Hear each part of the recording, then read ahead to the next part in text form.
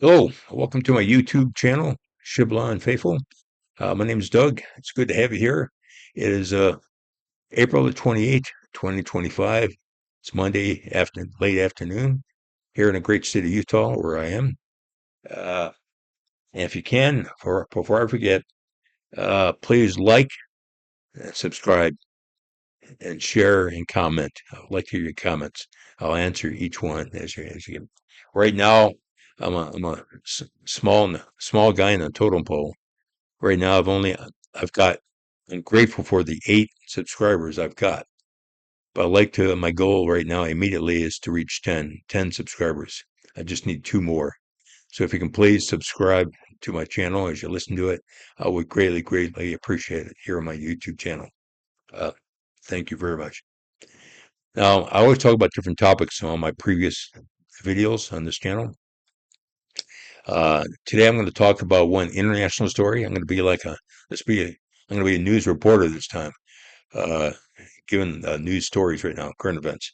One's going to be international, two are national, and one is relatively local from here in the state of Utah. And I'll make this relatively quick, as quick as I can. I want to cover these stories. I've always been interested in current events and keep up with it as best I can. And you and I both have our own opinions. You, as I'm looking at you, you have your opinions about this and that, as I do, and all of us do. But hopefully, we can act civilly with each other, which seems to be a lost art these days, uh, around the world and really up and within this country as well. But let me talk about the news. Over the weekend, Pope Francis of the Catholic Church had a funeral. They had a funeral for him. He had just passed away last week. And our President Trump went there along with other world leaders, many people, to his funeral, to Rome, to the Vatican for the funeral of Pope Francis. Now, Pope is the head of the Catholic Church, uh, which is large in number across the world. I am a member of the Church of Jesus Christ of Latter-day Saints. If you listen to my previous videos, you'll know that. But I'm not going to talk about the differences between us. I will say that I am glad that President Trump went to the funeral. Now, I don't know if it was before the services began or after they ended, but somewhere else in the Vatican, in a separate large room, apparently, President Trump met with President Zelensky of Ukraine, one on one, and there's a picture of them sitting in some room. You don't see anyone else around in this still photo. Sitting in these chairs that the Vatican provided for them to sit, they placed in the room.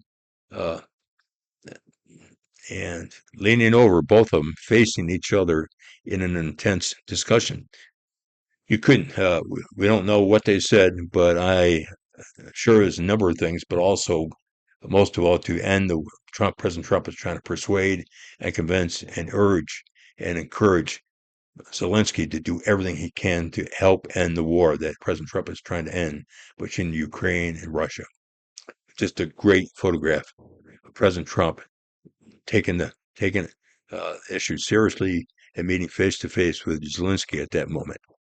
And Putin was not at the funeral, so I wasn't there to talk to as well, just Zelensky of the two of them. But I think that was great, President Trump, to even try it there whenever he can to try to do something to end the war. Uh, Second story I want to talk about is one of the two national stories. Back in late January or early February, over the Potomac at night in Washington, D.C., there's a military helicopter that flew right into an airliner with 64 people aboard that was taking off from a nearby airport, and the helicopter flew right into the path of it, crashed into it, killed everybody on both craft, 67 people total. Now apparently they have recovered some time ago the black box recordings from the helicopter to hear the communications and the conversations that were going on in the helicopter just prior to the crash. And it was released, apparently, the story of it yesterday, I think it was. Maybe early this morning, but I think it was yesterday. and where there was a female pilot, and next to her was the male co-pilot who had apparently a lot more experience flying it.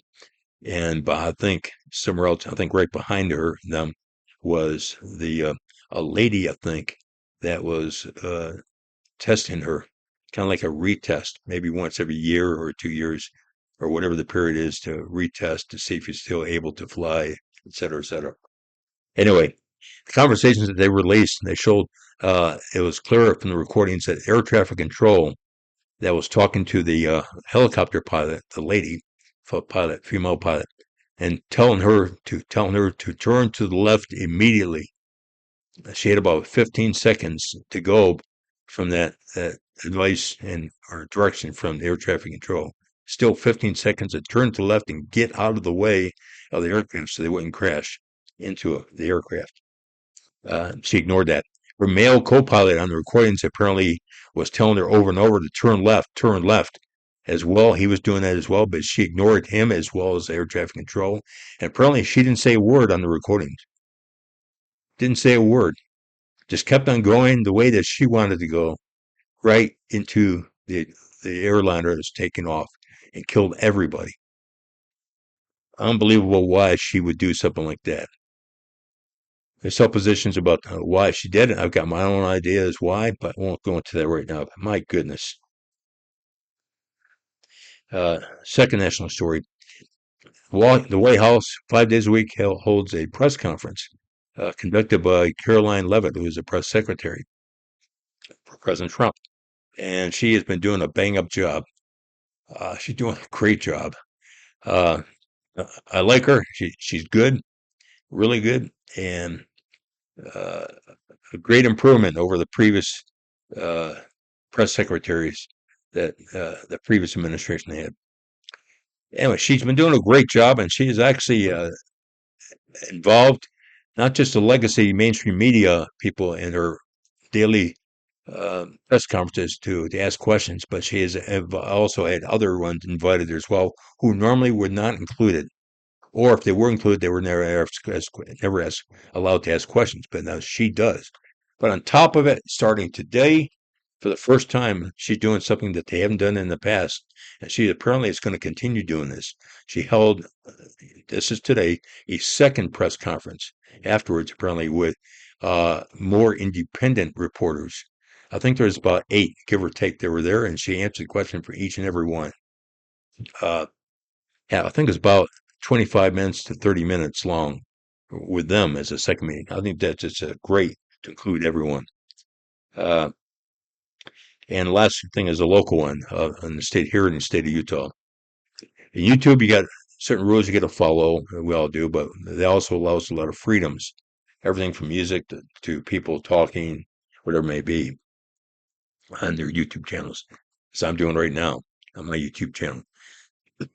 And I'm a member, as I mentioned, of the Church of Jesus Christ of Latter-day Saints, and I'm active in it. And there is a lady out there who is a wife and a mother. They are her and her husband are parents of a number of children who used to be active members of the Church of Jesus Christ of Latter-day Saints as well, somewhere else in Utah. She's got her own YouTube channel.